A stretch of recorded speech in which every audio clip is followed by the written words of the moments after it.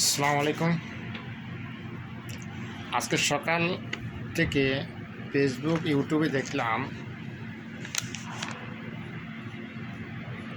আওয়ামী লীগ নিষিদ্ধ ও নিবন্ধন বাতিল চেয়ে রিট, হাইকোর্ট রিট, মানে হাইকোর্টে একটা রিট করছে আওয়ামী লীগকে নিষিদ্ধ করার জন্য এবং নিবন্ধনকে বাতিল করার জন্য।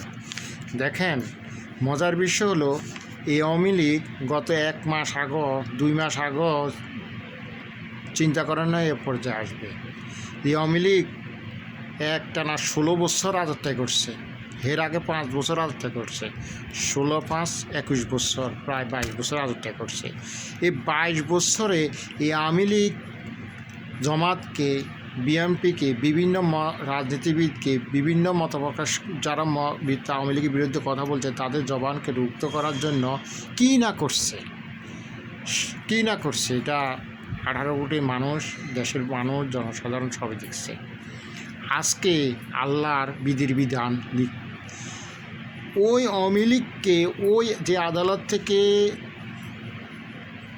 বিভিন্ন দলকে নিষিদ্ধ করার জন্য আদালতের কাঁধের উপর বন্দুক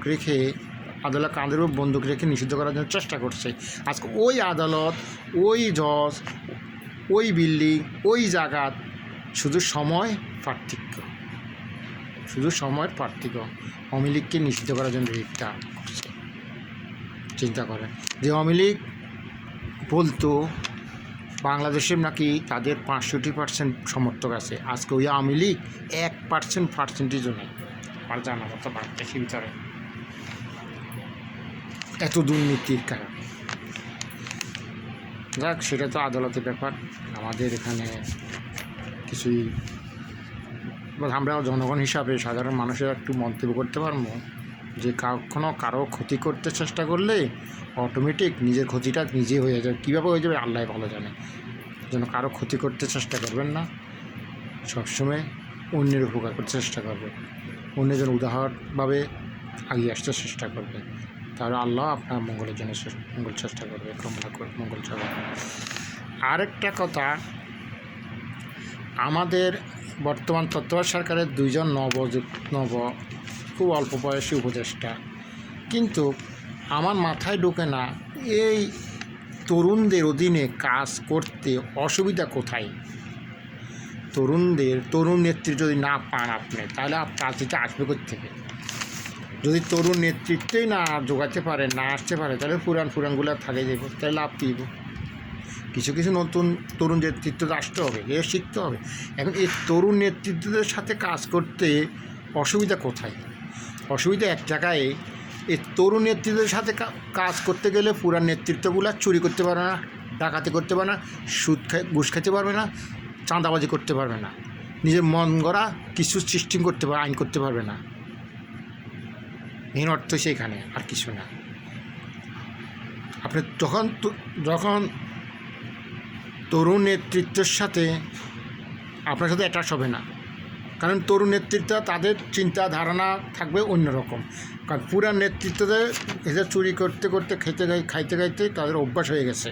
এখন তরুণ নেতৃত্বের সাথে পুরান নেতৃত্বের সাথে খাপ খাবে না, এই জন্য তরুণ নেতৃত্বের সাথে কাজ করতে তাদের অসুবিধা। এখানে তরুণ নেতৃত্বের সাথে স্যার বলতো তাদের সমস্যা এখানে, কারণ তারা চায় না তরুণ নেতৃত্ব আসুক। তরুণ নেতৃত্ব আসলে তো তাদের সব কিছু বন্ধ হয়ে যাব, চাক্কা পানি বন্ধ হয়ে যাব, খানা খাইতে পারবে না। আরে ভাই, কী করবেন? আল্লাহকে ভয় করেন, দেশের জন্য কিছু করে যান। আপনি না থাকলেও এটা 10 জনে বলবে যে অমুকের টাইমে, অমুক ক্ষমতা থাকাতে, অমুক ওই চেয়ারে বসার টাইমে যে উনি দেশের জন্য এই কিছুটা করে গেছে। অন্তত এটা চিন্তা করেন, আল্লাহর দিকে এটা চিন্তা করেন। টাকা তো কামাতে পারবেন, বহুত কামাতে পারবেন, কী করবেন টাকা দিয়ে? আজকে দেখেন বাংলাদেশে টাকা কামাইয়া হাজার মন্ত্রী মিনিস্টার, এমপি, 17 মন্ত্রী মিনিস্টার এখন পলাতক।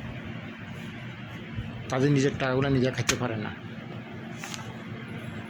আল্লাহকে ভয় করেন। আমার মন্তব্যটুকু এতটুকু, যদি কোনো ভুল বলে থাকি ক্ষমা করে দেবেন। আসসালামু আলাইকুম।